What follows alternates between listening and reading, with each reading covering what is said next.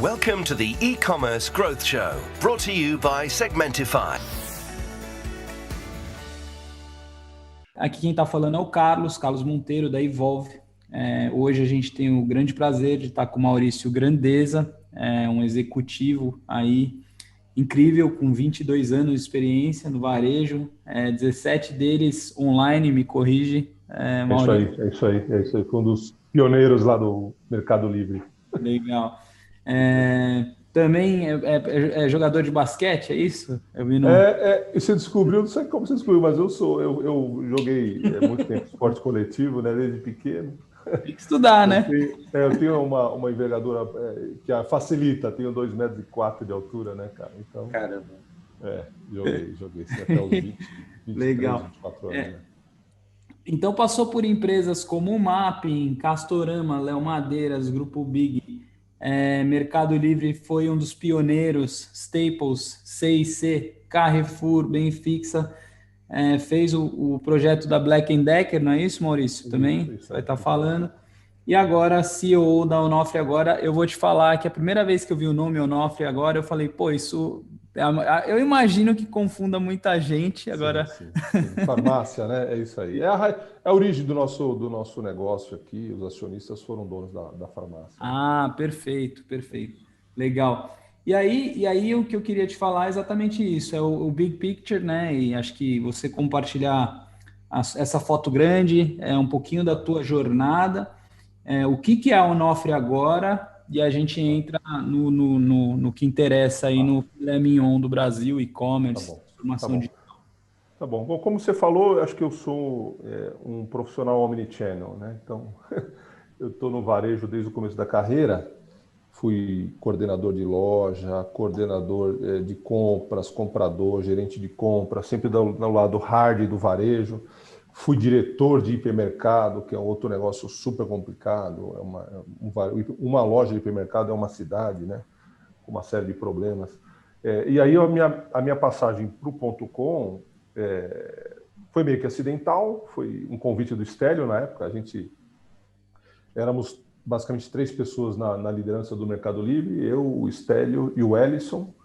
Então, o Stélio era o presidente, eu era o cara de produtos e sellers, e o Ellison era o cara que trazia fluxo com o marketing, né? A gente ocupava um andar num prédio da Rua Arandula, na Berrini, então um negócio bem pequenininho. E eu fui chamado para o Mercado Livre porque eles precisavam entender de comprar e vender, entender de produto. Então, eles entendiam de tecnologia, entendiam de tráfego e tal, mas não entendiam nada de comprar e vender produto. Então, fui contratado lá e minha função era meio que uma de consultor para auxiliar centenas de sellers a começarem a vender pela internet, né? Então, foi bem legal essa experiência, foi bem intensa, bastante cansativa, né? A gente atendia quase 3.000 sellers, top sellers, né? Então, a loucura, era um time de 12 pessoas com 3.000 clientes. Foi bem intensa. E aí, então, a partir dessa entrada no Mercado Livre, eu virei um cara omnichannel, um cara que conhecia de chão de loja, logística, supply, cadeia de frio, etc. E começava a entender, a dar os primeiros passos na internet. A partir daí, acho que o que me diferencia muito no mercado é isso, é ter a visão do chão de loja, de CD, de transporte e ter a visão do .com. E como o consumidor espera ter uma relação parecida com o que ele tinha meio romântica nas lojas, né? Uhum.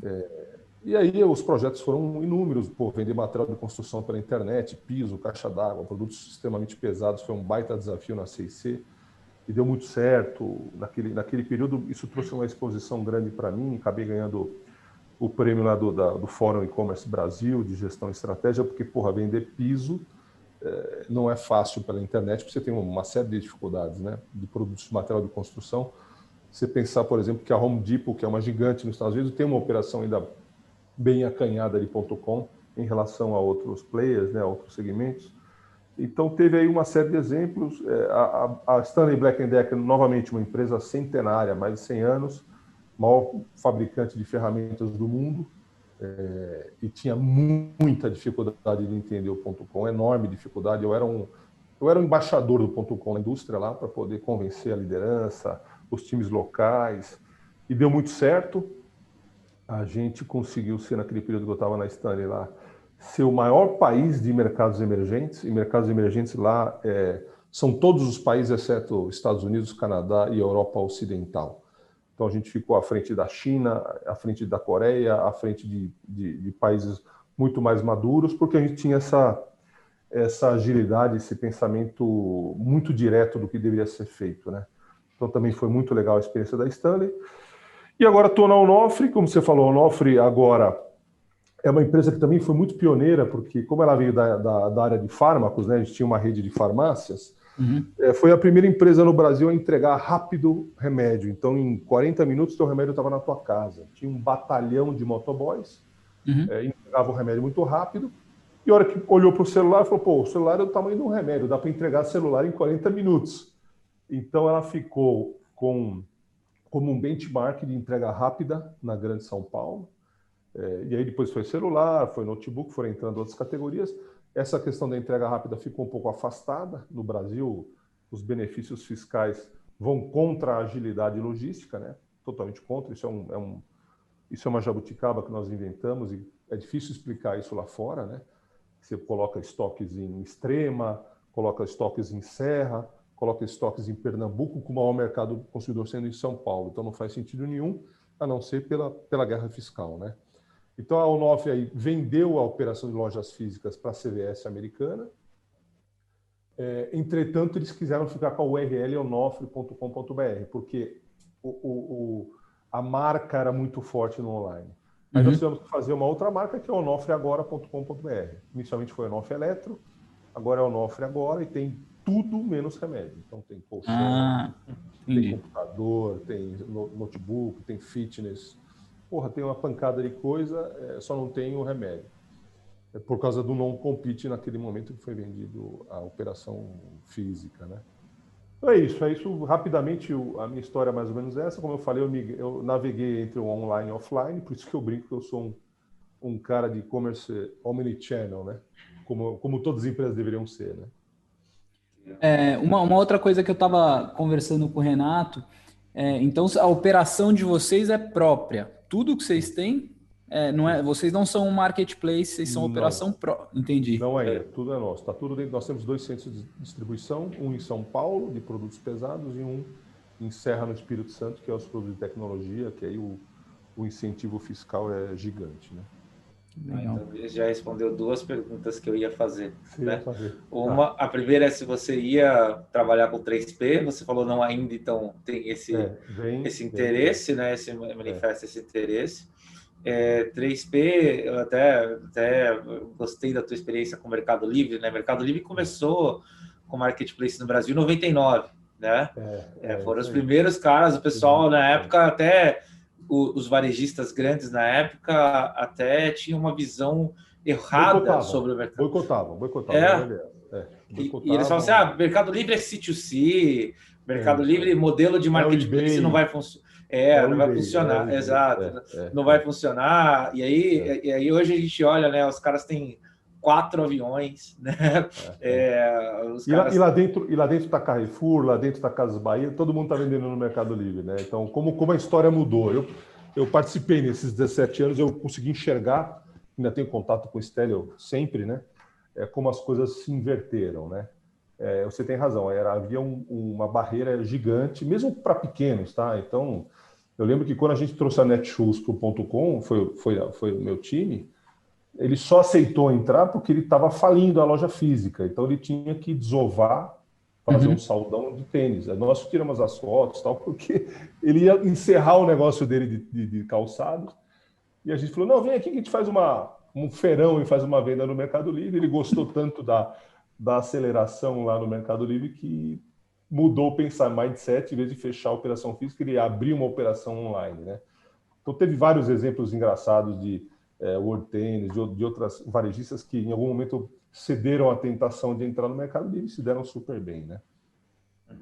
A gente fazia um trabalho de convencimento mesmo, de catequese, muito difícil para trazer os caras, sempre foi assim, né? Eu queria pegar um gancho aí, já disso que você está falando, que a gente está falando da pré-história da internet aqui de 99, e você perguntou para mim, pô, como é que você aprendeu que eu joguei basquete? Eu escutei um podcast que você fez ali. É verdade.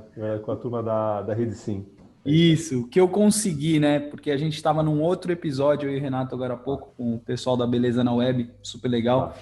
E ali você dá uns dados hiper incríveis sobre as transformações. Hoje o Brasil, né? São 230 milhões de telefones. Você fala sobre imposto de renda sendo online.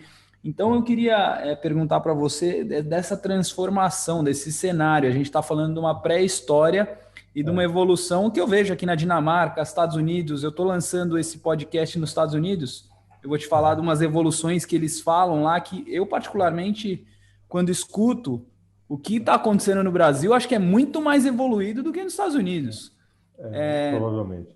Mas eu queria que você falasse um pouco desse cenário do consumo nesse último ano. A gente falou de um pouquinho de pré-história, mas nesse último ano e dessa evolução aí desses, né? Dessa evolução de 5 anos que a gente teve em um aí, um pouquinho desses dados, que eu acho que é super, super legal. Legal. Eu acho que tem algumas faces, né? A gente aprendi isso lá no Mercado Livre. Um avião nunca cai por um motivo, ele cai por uma série de motivos. A internet cresce, o e-commerce cresce por uma série de motivos. Então, tem vários, né? Então, penetração da internet, a adesão gigantesca do brasileiro a smartphone. Então, o brasileiro tem dois celulares, então o brasileiro é viciado em celular, né? É só ver a audiência de Facebook, de Instagram, etc. O brasileiro é realmente um público muito fiel à mídia social. Então, o brasileiro é um cara sociável, né? E ele conseguiu e se adaptou rapidamente a isso, né? A sociabilidade na internet. Uma outra importante e que vem acontecendo é essa dos processos digitalizados, né? Então, tem o voto eletrônico, nós talvez somos o único país que tem voto eletrônico, imposto de renda, acho que fazem sei lá quantos anos, você só pode fazer pela internet. Então, a gente foi forçando a digitalização e as pessoas não percebiam. Internet banking é uma realidade. E nesse período da pandemia, aconteceu uma coisa super importante, que era a última barreira da internet no Brasil, que era 40%, 50% da população não bancarizada. Esses caras, tem alguns que eu tenho contato, o porteiro do prédio, o jardineiro, a faxineira, eles não têm conta bancária. Então, a gente tem que pagar esses caras em dinheiro, a mensalidade lá, o salário dos caras tem que dar em dinheiro na mão, porque ele não tem conta, né? Ele nunca se viu propelido a abrir conta. A distribuição de renda que o Brasil fez agora na pandemia, ela é referência mundial, né? Já dizem que nos mercados emergentes foi a melhor reação e o Brasil está em melhor posição que todos os mercados emergentes pela agilidade dessa transferência de renda. Gerou um monte de desvio, mas foi positivo. E milhões de pessoas tiveram acesso pela primeira vez a uma conta bancária, que é uma conta já digital. Então, o cara não foi na Caixa Econômica Federal, no Banco do Brasil, lá no interiorzão, para abrir a conta, não. Chegou no celular do cara, o cara fez um opt-in ali na conta bancária, e a partir de agora o cara está mapeado como um cara que tem conta bancária, e isso facilita a compra dele online, obviamente, né? Então, ele não precisa ficar agora imprimindo o boleto, correndo atrás de pagar esse boleto, o boleto vence. Então, agora ele tem uma conta para fazer transferências, e agora chegou o Pix, que também é uma tecnologia super importante, vai impactar rapidamente ainda no primeiro quarto do ano que vem as transações online. Esse negócio de boleto no e-commerce vai desaparecer, que é um retrocesso gigante. Então, tudo isso somado traz essa aceleração importante. Então, pessoas sendo bancarizadas, a necessidade de comprar no online, está dentro de casa, está em lockdown. A gente vê esse resultado da Black Friday. Eu estava fazendo um pouco um mapeamento do resultado no Brasil com indústria, com concorrentes, com amigos, com parceiros. A gente vê que a alavancagem gigantesca que teve na Black Friday deste ano tem relação com uma categoria hiperpesada, que é a categoria de alimentação, né? Então, não foi uma Black Friday de bens duráveis. E pouca gente está explorando isso na mídia agora. Foi uma Black Friday de alimentação, né? De consumo rápido. Então, hoje, por exemplo, a home do Mercado Livre está estampado na cara do Mercado Livre cerveja, vendida pela Heineken, né? Então, se falasse isso há um ano atrás, você está louco, o Mercado Livre vai vender cerveja da Heineken, a Heineken nunca vai querer vender cerveja no Mercado Livre, né? Então, esse período trouxe a maior categoria de consumo no Brasil, que é comida, para a internet. Então, eu conversando com algumas pessoas, comprei gin, comprei cerveja, comprei, sei lá, arroz, promoção de arroz, umas coisas, falaram, isso não tinha na internet, né? Então, tudo isso trouxe uma aceleração rápida que, em conjunto com essas frentes que eu falei, acesso à internet, acesso a smartphone, bancarização e o auxílio do governo, né? Os brasileiros ganharam R$600, isso é um dinheiro que eles não viam. Em relação, por exemplo, ao Bolsa Família, que é de 100 e pouco, 200 pau, é 3 vezes mais do que eles ganhavam, estão acostumados a ganhar, né? Então, isso tudo, isso é a tempestade perfeita no bom sentido, né? É uma onda perfeita para a digitalização e para o avanço do e-commerce, né? Super legal. Renatão, manda brasa nessa toada ainda. Eu acho que isso que você levantou de food, e-commerce, né? Esse setor, essa categoria, realmente ela quebra paradigma, né? Porque quando você fala nisso, a gente está falando da recompra, né? Da proximidade com o cliente, inclusive, né? Então, uma questão, por exemplo, quando eu quero olhar 1 ano, 2 anos para frente, eu olho para os Estados Unidos. Quando eu quero olhar 10 anos, 15 anos para frente, eu olho para a China, né? E lá, por exemplo, no Alibaba, os caras conseguem... O consumidor do grupo Alibaba compra 80 vezes, né, no e-commerce por ano. Aqui, o Mercado Livre, que é o cara que está em primeiro lugar, assim, em recompra, são 8, em média, né, compra do brasileiro. E isso com food vai mudar, né? Vai mudar, com certeza. Então, gostei muito dessa informação, realmente. A pandemia quebrou o paradigma nisso, né? Até a questão de se baixar ou não um aplicativo, né? Você baixa o aplicativo da loja que você faz recompra. Eu por enquanto só tenho o aplicativo do Mercado Livre, que é onde eu compro mais coisas, né? Mas logo eu vou pensar em ter outros para poder fazer a compra de alimentos. Inclusive no serviço, né? Onde eu moro fora de São Paulo, ali na Grande São Paulo, em Embu das Artes, no meio da Mata Atlântica e tal. Ninguém entregava food lá. Então, o Pão de Açúcar Delivery não entregava, o Extra não entregava, Mambo não entregava. E agora comecei a testar, os caras já estão entregando na minha região. Então, a capilaridade está aumentando nessa cadeia. Então, se adaptaram, não foi fácil. Eu lembro que eu participei do projeto de montagem do projeto de food da retomada do Carrefour. Trabalhamos num grupo grande ali com a Bain Company apoiando. E a cadeia de frio era um desafio. Então, FLV, frutas, verduras e legumes. Então, os caras estavam apavorados, né?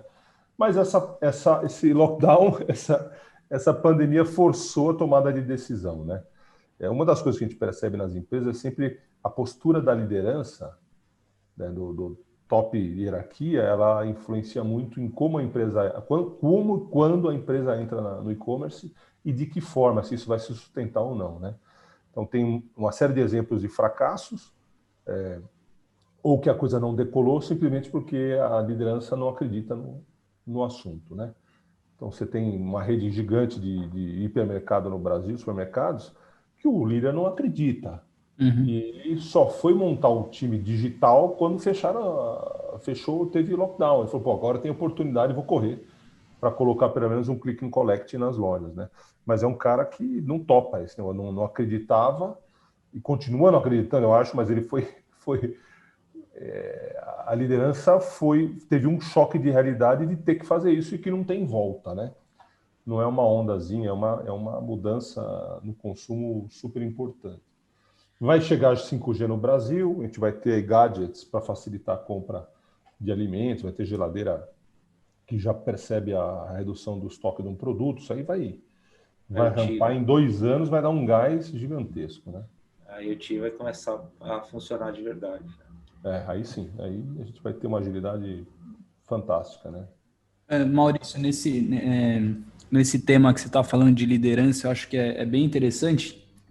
Eu fiquei muito próximo do Mariano ali por 2 anos, e agora ele foi para Nova York, né? Tá. Eu sempre brinco que ele é meio doido, mas ele é um cara bem fora da curva, ele é incrível, né? É um cara muito... E ele falou ali, teve um player na Romênia, eu não sei se você sabe da Minipri, né, do case. Foi meu cliente a Minipri. Então, A Minipri era um player de moda lá, pure player lá da Romênia. E durante a pandemia, esse é um case interessante que eu vi ele falar, que os caras viraram marketplace e colocaram remédio lá, porque moda não estava vendendo muito e o mercado aceitou. E boa, agora os caras aumentaram as ofertas e o mercado, beleza, e tá tudo certo. Então, assim, e tá tudo certo, entendeu? Então, às vezes tem muito o romantismo, né? De não desviar do teu core, é isso mesmo, tem mesmo. Isso, que eu acho que isso que é muito interessante da gente falar, porque quando a gente vai nessas empresas grandes, aí você tem board, aí putz, grilo, o negócio demora, aí se arrasta, aí... A gente tem um marketplace recente que abriu no Brasil, não vou ficar dando nomes, porque senão eu me queimo, né? Mas é gigante, uma rede de moda gigante, e que eles não estão aceitando produtos fora do core deles. Então, moda, pode ser um acessório de moda, pode ser uma coisa... Não pode ter celular, não pode ter, sei lá, pet shop, não pode ter nada. Então, ele está desprezando a necessidade do consumidor. Eu falo, não, eu vou continuar aqui, eu aceito ter players que estão no meu ecossistema bem próximo ao meu core business, mas eu não aceito fora disso. Tem dois caras, tem um outro cara também, mas é uma questão mais contratual, e ele ainda não pode receber sellers de eletrônicos e tal. Só um minutinho. Então tem muito disso, isso vem da liderança, cara. Eu até refletindo outro dia, tentando analisar os casos de sucesso, os casos que emperram, né? E eu pensei de forma muito simples assim: a liderança nativa de .com, se assume um papel, um poder decisório numa rede, num varejo e tal, dá problema, porque ela ignora as forças dos vendedores, dos gerentes de loja, até pouco conhecimento de demanda de como o consumidor se comporta. Então, se o cara é 100% nativo de digital, tem muito atrito na implantação da digitalização. Se o cara é 100% offline, ele não aceita esse movimento. Então, acho que é super importante o cara ter as experiências dos dois lados, conhecer os dois mundos, e aí trazer solução para o offline, trazer a solução para o online, entender as dores dos caras que estão nesse meio, né? Então, os vendedores, os gerentes, a dona de casa, a senhorinha que vai fazer a compra toda semana, que gosta de conversar, né? Então, ela não vai querer fechar o pedido só pelo aplicativo. Então, se você conhece os dois mundos, você tem condição de tomar decisões que geram menos barreira e menos atrito. Quanto menos você conhece dos dois mundos, você vai tomar a decisão, putz, isso aí não vai dar certo. Não, mas eu acredito, a tua crença é mais forte do que isso. Então, é super importante ser multidisciplinar, entender o que ocorre numa operação física, o que ocorre no CD, na loja, com o vendedor, no contato com o consumidor, entender o potencial do digital, o potencial do banco de dados, de entregar uma experiência mais personalizada, mais no tempo necessário, mais pertinente, né? Essas duas coisas casadas dão muito certo. E o pessoal fala, pô, Magalu tem sucesso. Cara, não é à toa.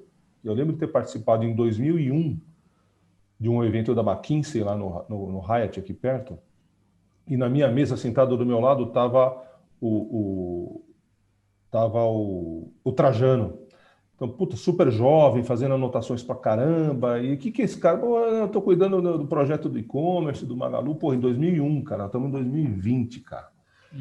19 anos de preparação para fazer isso, né? Uma empresa 100% offline, com uma cultura muito de atendimento pessoal, da importância do vendedor, do relacionamento no interior com as pessoas, saber que vai estar nascendo um filho, se o filho entrou na faculdade. Então, essa empresa 100% coração, 100% offline, começou a se preparar para o digital há 19 anos atrás, ou 20, talvez, porque eu conheci ele era jovem, mas já estava rabiscando coisas, né? Então, o Magalu não tomou decisão há 5 anos, há 3 anos, ela tomou decisão há 19 anos atrás, que seria uma empresa digital, offline, online, né?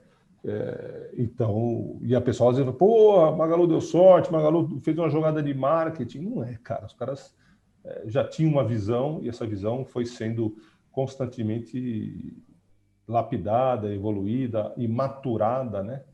para ter as lojas do lado dele e ter um serviço complementar online e offline, né? Muito bom. Incrível. Eu queria fazer uma pergunta, agora que você levantou, né? Magalu hoje é um marketplace extremamente forte, né? Você teve a experiência de Mercado Livre, você já trabalhava com 3P lá atrás, quando ninguém nem fazia ideia, ideia do que é isso. Você é um cara que tem experiência de bricks and clicks, né? Que são os caras do físico que vão para o e-commerce, né? E fazem ambos, né?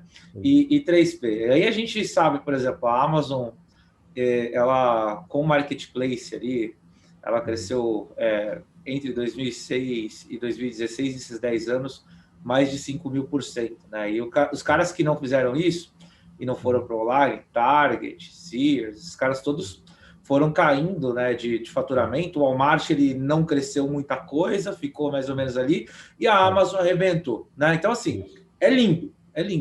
Mas quais são os desafios do cara que ele quer, primeiro, abrir a operação dele, 2, né, ter o 1P, ter a omnicanalidade, respeitar os canais, precificação, enxergar tudo como uma coisa só, e depois botar o 3P, né? Porque tem a vantagem, cara, você vai ter melhor lead time logístico, você não vai ter o problema da cauda longa, vai reduzir giro, etc. Mas tem o bônus e ônus, né? Conta um pouquinho disso, qual que é o desafio desse cara? Eu, alguns anos atrás, acho que 2 ou 3 anos atrás, eu escrevi um artigo, eu gosto de escrever, né? Eu gosto da aula, eu gosto de escrever. E esse meu artigo era o seguinte: quando todos quiserem ser marketplace, quem vai ser o seller, né? Então, assim, porra, né? Todo mundo quer ser, todo mundo, hoje a Cobase, Carrefour, todo mundo virou marketplace, viu essa ideia e falou, pô, é legal, vou nesse caminho, né? E aí começa a aparecer agora, por exemplo, eu estava vendo a Casas Bahia, que é um marketplace, vendendo dentro do Mercado Livre. O Madeira, que é um marketplace, vendendo dentro no marketplace do Ricardo Eletro. Então começa essa confusão que todo mundo quer ser a mesma coisa, né? Eu acho que o conselho, e eu gosto de dar conselho para as pequenas e médias empresas, né? As que mais sofrem, mas são as que mais geram emprego no Brasil. Eu acho que o maior conselho é o seguinte: não descuide do seu cliente. Então, a empresa de varejo, a empresa de comércio só existe por causa da sua clientela. Isso não mudou do secos e molhados, da lojinha de esquina, da mercearia, não mudou. É a mesma coisa hoje, né? Se você tem um cliente que gosta de você, você pode vender camisa, pode vender bola, pode vender chiclete, pode vender cueca, pode vender ração. Você pode vender o que você quiser, se o cliente gostar de você e for fiel, né? Então, o grande risco que eu vejo são operações que nascem só vendendo no marketplace, ou seja, elas não existem para o consumidor, né? Eu comprei, recebi lá, nem sabia que esse cara... Eu pensei que comprei no Mercado Livre, pensei que eu comprei na Americanas, e é um cara lá de Limeira, de Americana, de Rio Claro, um cara pequenininho, né? Um cara lá de Pernambuco. Então, não pode descuidar disso. É uma forma, para o cara que está entrando, é uma forma de acelerar os negócios, gerar volume, melhorar a posição dele de compra e de negociação, mas não vai garantir a permanência desse cara no médio e longo prazo. Então, ele tem que, ao mesmo tempo, criar sua marca, criar relacionamento com o consumidor e usar o marketplace apenas e tão somente como gerador de volume de venda. Antes a gente falava, né, que era gerador de volume de venda e de leads. Hoje não é, porque isso tudo tá bloqueado. Blindaram, né? Foi blindando. Exato. E nos últimos 2 anos todo mundo blindou. A gente não tem nem acesso mais ao telefone, né? Então, ele é um gerador apenas de volume para melhorar a tua negociação, sua condição de compra. A tua rentabilidade é menor e a fidelização é zero. Exato. Então, não dá para fazer isso. Quando eu vejo o cara com 90% em marketplace, 100% em marketplace, eu ponho a mão na cabeça e falo, meu amigo, o que você está fazendo? Eu tenho e-commerce. Falo, não, você não tem e-commerce. Peraí. Você tem uma loja que vem... Você trabalha para um cara que é um gigante. Você não tem o e-commerce, né? Exato. Você não tem contato nenhum com o seu consumidor. Então, eu faço essa recomendação em todas as palestras, os cursos, as aulas. Bom. Cuide do seu negócio, cuide da tua marca, tenha uma marca simpática, com bom serviço. E mesmo se você vender no marketplace e você não ter acesso ao consumidor, aquela cartinha simpática, agradecendo, um brinde, um sachê, um bônus, sei lá, alguma coisa que você possa falar, porra, tinha um carinha lá, o Nofre agora, que eu comprei na B2W, o cara mandou uma carta simpática, um material bonito, uma embalagem bonita. Pô, você começa a trabalhar essa fidelização, né? Você não pode mandar ofertas para os caras, que é contra o contrato que você assina, mas ser positivo, ser agradável, mandar uma experiência interessante, você pode fazer. Isso vai marcar o teu nome. O pessoal manda, pior coisa, manda embalagem parda, né? Caixa de papelão para o consumidor. Não, cara, pelo amor de Deus, põe o teu logotipo lá. Notebook e veio numa caixa de ovo, né? Cara, não, uma caixa bonita. Na hora que você abrir, um produto muito simples, você vai olhar, parece uma joia. Puta caixa bonita, com logo, a caixa dourada, colorida. Porra, que legal. Da próxima vez eu vou tentar comprar direto do cara, não preciso mais no marketplace, eu já conheço o cara, né? Então isso é super importante. E do nosso lado, e a Nofre está nesse lado pensando em ser um marketplace em breve, a coisa mais importante é qual é o meu nicho, né?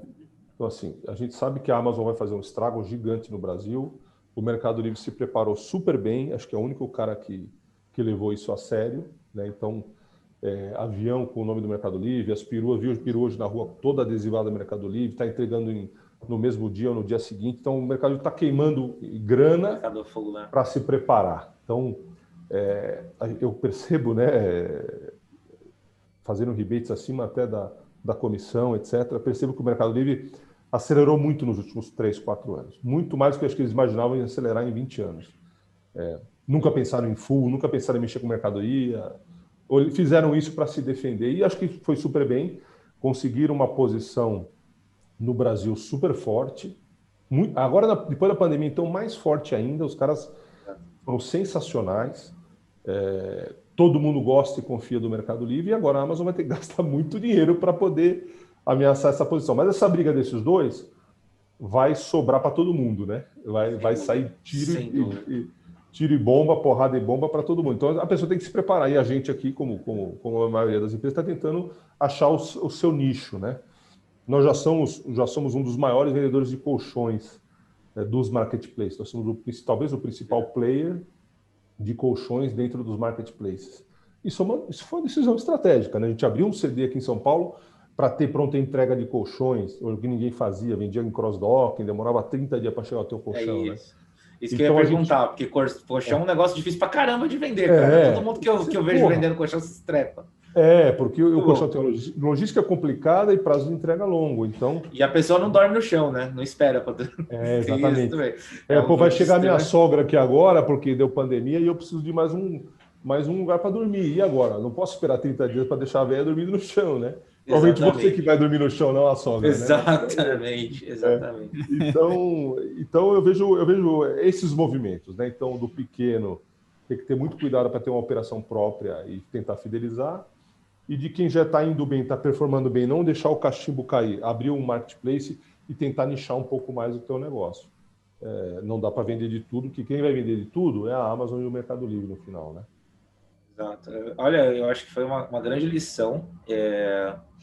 O e-commerce ele tem margem de contribuição muito baixa, né? Isso aí. Então, cara, é raro o segmento que ou você é joia e aí ou você é uma indústria que tem um markup absurdo, mas no geral a margem de contribuição é muito baixa. E aí, se você tem uma margem de contribuição baixa e vive de primeira venda, você tem que fazer um faturamento astronômico dentro de um marketplace para rentabilizar. Custo de aquisição está proibitivo hoje. Exatamente. E aí você tem aquele problema que você vende só fora, troca o gerente da categoria, se o marketplace muda o algoritmo de ranqueamento, qualquer coisa desse tipo pode quebrar tua empresa, dependendo do que acontecer, pode quebrar teu negócio online. Né? Então, esse valor da loja própria é muito grande. Põe teu produto em hold, cara. Fala, agora eu preciso aliviar minha 1P, põe você no hold e você cruza o braço que você não vai vender mais nada. Até o cara resolver, não, já baixou meu nível de 1P, volta a ligar o 3P. Esse hold acontece direto, cara. Às vezes a gente percebe, às vezes a gente não percebe, né? Às vezes é de madrugada, às vezes é um final de semana. Você perde um final de semana de venda, cara. Porque o cara falou, não, eu seguro aqui o 3P agora porque eu estou com um nível elevado no meu 1P. Então, como eu falei, não dá para depender só disso. Você tem que estar atuando nos dois campos. No teu 1P, vendendo também no 3P. Quem é só 3P hoje vendendo só em 3P vai ter muita dificuldade. Excelente. Acho que foi esclarecedor. Essa é uma dúvida que o pessoal pergunta muito, né? Eu vendo no marketplace, vendo só na minha loja. Devo vender ou não? Isso aí. Acho que basicamente são escolhas de estratégia, né? E as duas são super importantes. Para esse pessoal que está focando no e-commerce próprio, né, no P, que é justamente onde está a dificuldade, porque depois que você subiu nos marketplaces e aprendeu o jogo, né, você vende. Mas você vender na tua própria loja, você assumir o marketing, você assumir o investimento de mídia, SEO, fazer tudo que você tem que fazer para trazer tráfego, redes sociais, tudo. É difícil, não é simples também, né? Que dicas você daria para esse cara que está peitando esse e-commerce, iniciando uma operação média, né, de médio porte, indo para o e-commerce? Que dicas você daria para esse cara? Não vá para o full commerce. Esquece o full commerce. Se a é solução de full commerce fosse viável, os caras estavam milionários e estariam com operações gigantescas. O Brasil é diferente, né? Pode ser que full commerce pode funcionar nos Estados Unidos ou na Alemanha, tal, mas aqui é o seguinte: a relação tributária, a relação trabalhista é muito pesada. Então, para o full commerce ser remunerado, você vai ficar sem. Então, a remuneração vai ficar com ele. No Brasil não dá para... Você não consegue atender as duas empresas a serem viáveis, rentáveis e lucrativas. Então, o full commerce não vai funcionar. Só funciona se você fabrica roupa, moda, e a tua margem é de 100% ou 200%, aí você consegue pagar um full commerce, mas o resto não vai funcionar. A segunda dica é não... especialmente se você já tem pessoas atuando num negócio, seja B2B ou numa loja física, não importa. Se você tem pessoas, treine essas pessoas para serem multitarefa. Então, o teu customer service, seu atendimento ao cliente, seu televendas, não faça isso separado. Faça essas pessoas que estão hoje no jogo entender e treine essas pessoas para serem online e offline. Ou do teu core e do digital, ou do teu core e do e-commerce, não importa. Se elas vão atender para o WhatsApp, esse teu time vai ter que ser omnichannel. Porque você não vai suportar pagar um time do offline e um time do online, senão não vai dar certo. Você vai ter discussão, briga e tal. Então tem que dar empowerment para esse seu time da tua empresa, não importa o segmento. Você tem que fazer empowerment dessas pessoas para elas serem omnichannel, para elas entenderem, conseguir atender no WhatsApp, responder e-mail, atender o telefone, atender na loja. Eu brinco que você pega lojas como, por exemplo, o Carrefour Express hoje. O cara que está lá, ele faz tudo. Ele atende no caixa, ele limpa o chão, ele repõe mercadoria e atende cliente. É só assim que esse modelo funciona. E a tua empresa vai ter que ser assim no final. Você não vai poder fugir disso. Isso que você disse agora, um cara que a gente sempre comenta nos podcasts aqui, né, Carlos, é o Mariano. Tive a oportunidade de trabalhar com ele, inclusive, né, como parceiro e como funcionário, hoje como parceiro de novo, né? E uma vez ele disse uma coisa muito interessante, né, que o horário que dá o pico nas lojas físicas é diferente do horário que dá o pico no e-commerce, né? Inclusive, por causa dessa ideia dele, eu montei um software que ajuda nesse tipo de atendimento, né? Basicamente, você coloca teu atendente da loja física para responder o e-commerce, né? Para fazer o saque de e-commerce, fazer pós-venda ali. Você corrobora muito com isso que você disse. Eu fui diretor de loja, é exatamente isso. Tem gente de braço cruzado durante a tarde, o meio da manhã, as pessoas estão de braço cruzado. O pico é o horário do almoço e após as 18 horas, o pico do negócio físico, né? E aí, cara, desde a contratação, isso é importante estar claro, que o Brasil tem uma lei trabalhista cruel, né? Então, cara, eu sou vendedor, eu não posso empacotar. Então, você tem que contratar um cara que faz esse tipo de serviço, tem que estar no escopo do que o cara vai fazer, senão dá problema para você lá na frente. Então, é planejamento, treinamento, e aí nós vamos chegar numa conversa que eu acho a mais rica hoje do negócio do .com, são as .com abrindo lojas, né? Então você tem o Madeira abrindo já a 5ª loja, os caras abrindo loja pop-up, eu abrindo loja física, ponto de coleta. Então a gente está voltando, né, à raiz de ter um atendimento também local, presencial.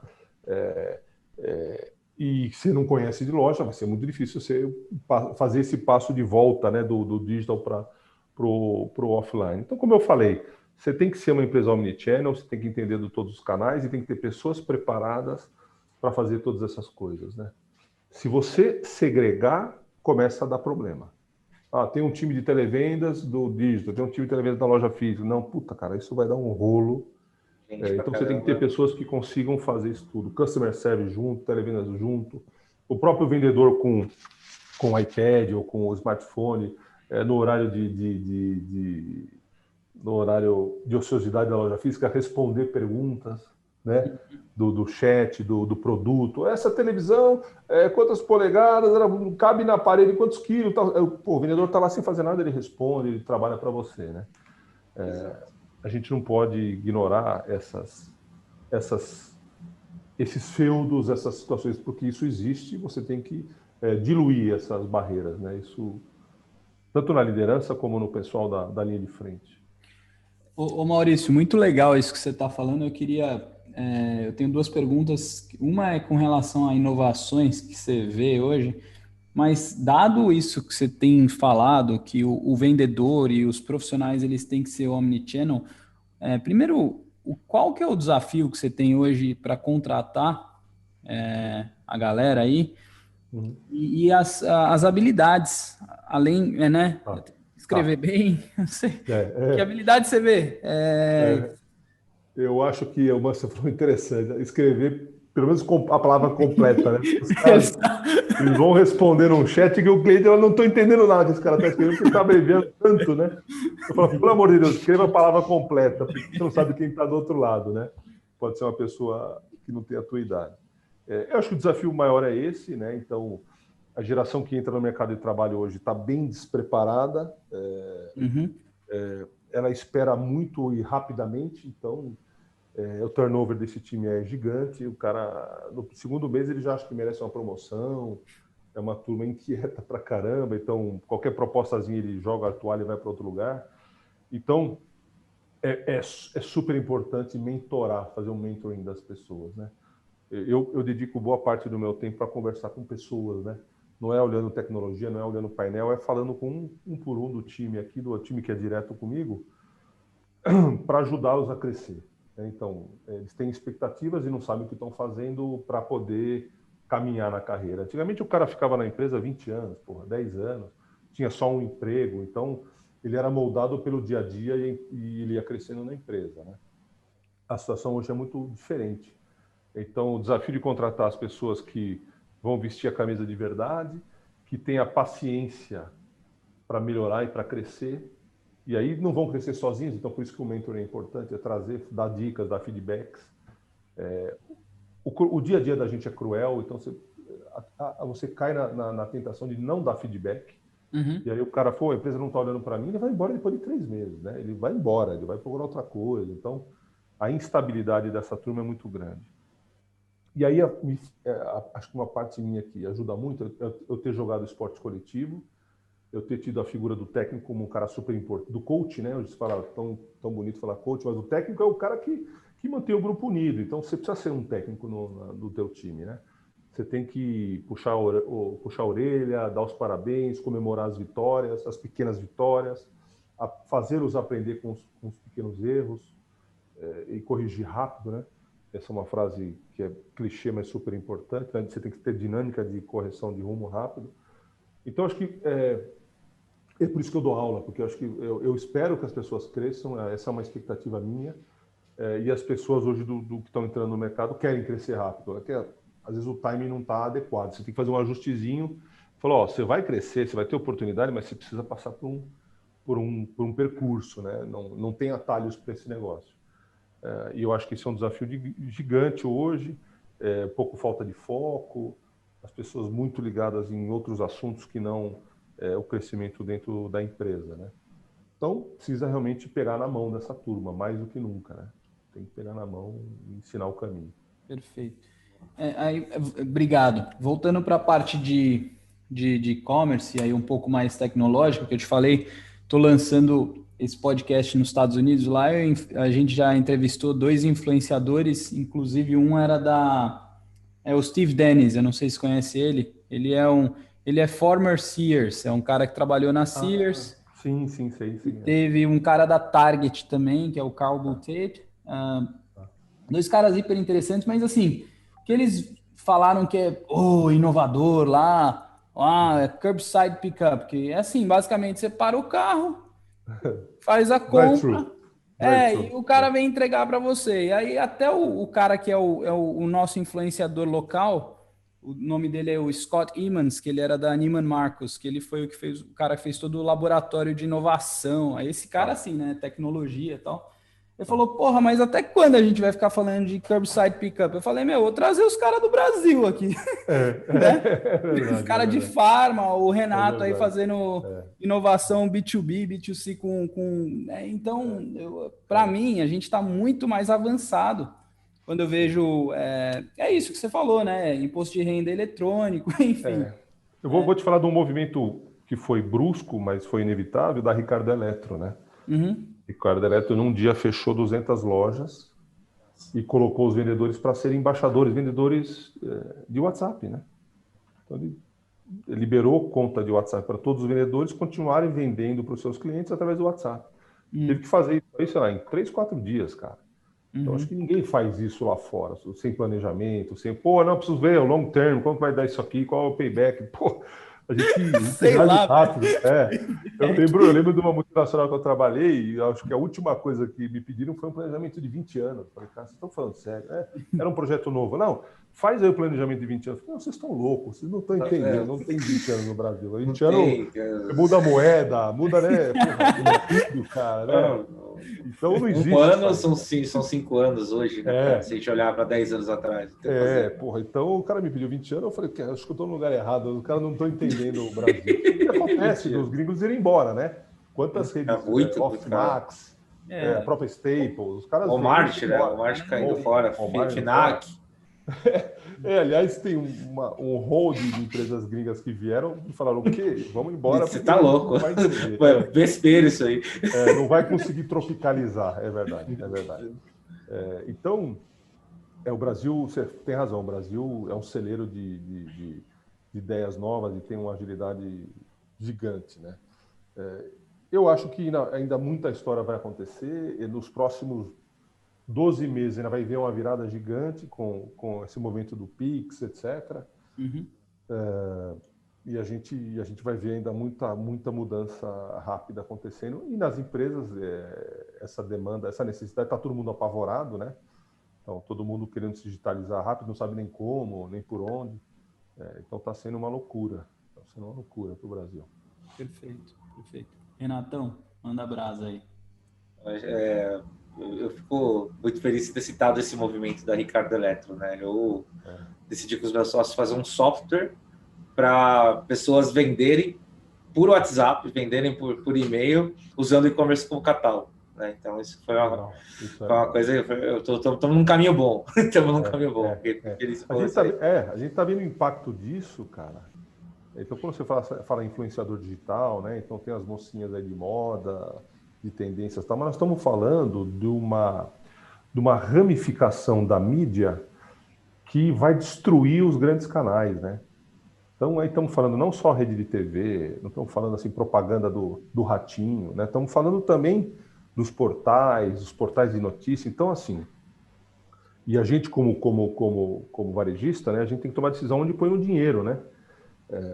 E agora vai começar a ser muito complicado, tem que pôr dinheiro em milhares de lugares, né? Você tem que botar investimento de branding ou mesmo de conversão, não é em 3 canais, só em 4 canais, são 20. Milhares, cara. Porque o que é óbvio, todo mundo vai no Google e você não consegue mais pagar custo de aquisição. Então, produto de R$200, você está pagando 300 de aquisição, então sai fora, não é por aí. E a solução para isso é essa pulverização em massa de canais, né? Então, o cara que curte música, que mora no interior da Paraíba, a galera lá olha o canal do cara, eu tenho que fazer anúncio lá. Se eu quiser vender na Paraíba, eu tenho que falar com o cara. Quer vender instrumento musical na região, tem que anunciar com esse cara. Então, estamos falando de um movimento super brusco, né? Gigantesco de ultra segmentação. Isso aí, ultra segmentação. Nunca tinha ouvido a palavra essa daí, não. Isso aí. E, bom, acho que essa questão de mídia, já falou um pouquinho de DRE, né, do custo de aquisição, já falamos de custo variável aí, que é difícil do cara se pagar, markup, baixa de contribuição, etc, né? E eu queria, assim, você que é CEO, né, o cara que entende de operação de ponta a ponta. Eu queria uma visão de quais são os KPIs que o cara que entra no e-commerce tem uma operação, o que ele tem que ficar de olho, na tua opinião? Óbvio que KPI, cada operação tem uma deficiência, tem que medir melhor algo, né? Mas o que você pensa que faz sentido para o cara montar um modelo, para o cara, desde o nível de dimensão de negócio, de modelagem mesmo, dados que você vai captar e mensurar, né? E decisões que você vai tomar em cima desses KPIs. Conta um pouquinho qual é a sua visão sobre isso. Além do óbvio, né, que a gente sempre falou de custo de armazenagem, custo de expedição, cuidado com frete, etc. Isso é meio óbvio e todo mundo olha, né? Na tua margem tem que caber o nosso maior sócio, né? O nosso maior sócio é o Estado brasileiro, né? Para quem não conhece esse termo, o Estado brasileiro usurpa quase toda a rentabilidade do nosso negócio, né? A guerra fiscal é cruel, pouquíssimas empresas conseguem se adaptar e atender a todas as normas. Então, eu diria que hoje 99,9% das empresas de e-commerce estão infringindo alguma lei agora, alguma portaria, alguma nova norma ou regra, porque esse negócio sai todo dia e estamos falando de centenas, milhares de alterações de normas e regras tributárias, etc., isenções. Então, a reforma fiscal é fundamental para o Brasil. E ela não é fundamental para reduzir a carga tributária, simplesmente. É para facilitar a vida do empreendedor, de qualquer tamanho, cara. Grandes empresas têm que contratar escritórios tributários e fiscais para entender esse negócio todo que muda toda hora, recebe alertas, compilam essas mudanças para alterar no sistema, no RP. Então, o Estado pega boa parte da nossa grana e dificulta ao máximo o nosso trabalho. Então, para montar o e-commerce, com diversas categorias de produto, com diversas NCMs, quando a gente fala, com diversas regras, e essas NCMs mudam de estado para estado, a tratativa. Então, assim, o cara que começa, foca, cara, nicha, pelo amor de Deus. Seja o cara que entende do negócio de chinelo, porque, cara, se você começar a vender outra coisa, você fatalmente vai se enrolar. E vai chegar uma conta para você de uma hora para outra, uma conta astronômica que pode colocar a tua empresa em risco, né? Vai acumulando um débito, na hora que chega a execução, você está perdido, né, cara? Uhum. É uma bola de neve esse assunto. Isso acho que é bem típico Brasil, esse problema, barreira Brasil, assim, que para explicar para os gringos é impossível. É impossível explicar essas portarias e normas e leis que mudam quase que diariamente, né? Absurdo. Gostei muito dessa questão de segmentar, de ser especialista, né? Eu vejo o pessoal quer fazer tudo mesmo, né? Marketplace B2B, cara, como é que você vai né? cuidar do imposto? Como é que flutua esse termo um treco desse, sabe? Eu tinha um cara que era um ferragista, alguns clientes da Black & Decker que vendiam ferramentas há décadas. Tem um cara com 120 anos vendendo ferramenta e tal, e a hora que você viu o cara tá vendendo piscina inflável, eu falei, você vai fazer bobagem, cara. Você tá... Não, é porque vende bem, me pediram, o mercado me pediu para vender piscina inflável. Cara, não faz isso, bicho. Você não manja nada de sazonal, de Natal, de brinquedos, de verão. Você vai ter problema, vai sobrar essa piscina, você vai cometer uma infração, você vai... até no modal de entrega você vai ter problema. Então, eu acho que para o pequeno e médio, olhar um nicho e ser fiel a esse nicho, ser o melhor revendedor daquele produto é o segredo, né? O melhor revendedor de produtos de Natal, dá para você viver disso, mas desde que você seja muito expert em produtos natalinos, né? Aí você vai planejar para um tempo ficar sem receita, mas quando entrar o sazonal, você é o rei dessa história. E ninguém está fazendo isso. Fazia no offline, tinha lá uma marca que eu não lembro agora, que era muito boa, abria lojas pop-up nos shoppings de produtos natalinos, depois fechava, esse cara tinha uma competência gigante. E no online não tem essa turma ainda. Então, eu acho que o Brasil já é complicado demais para você arrumar mais complicação. Então, seja simples, né? Simple is beautiful. No Brasil, mais ainda, né? Não é só bonito, como é uma demanda. Você tem que ser simples, né? Bom. Já é complicado por natureza. Maurício, eu queria te perguntar com relação... Você vem aí, cara, de um background monstro. Inclusive, sua última experiência Black & Decker. Queria te fazer uma pergunta no sentido das grandes tendências. A gente está prestes a amarrar aqui o podcast.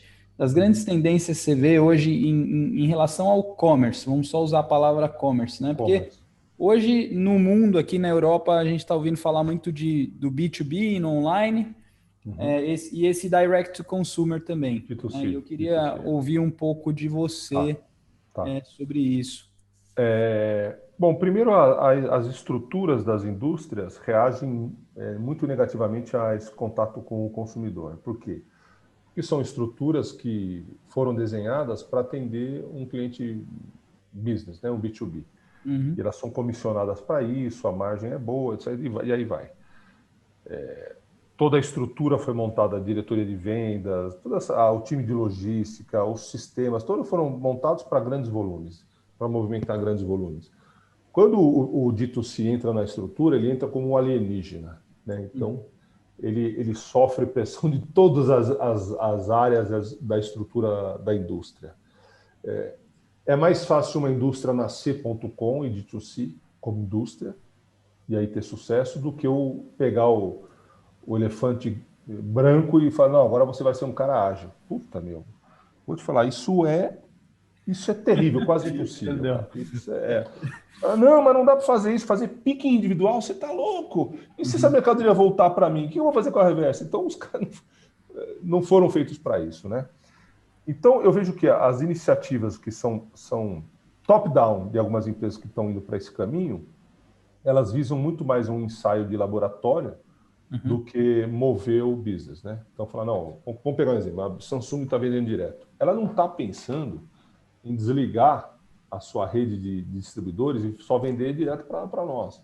Porque essa guinada vai capotar. Você capota, você não consegue fazer isso. A Black & Decker é a mesma coisa, a Philips é a mesma coisa. Então,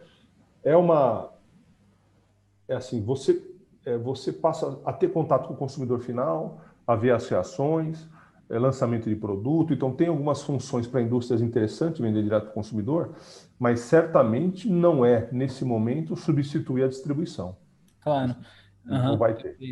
Perfeito. Então, eu acho que é uma tendência. No Brasil está bem no começo mesmo. Deve avançar para boa parte das indústrias, inclusive de alimentação, Omo, a Kimberley, etc. Mas falar que isso vai matar a distribuição, cara, eu acho que eu não vou ver isso nos próximos 10 anos, porque essa guinada capotaria as estruturas, capotaria tudo, né? Então, acho que o varejo não precisa ter medo disso nesse momento. Tá.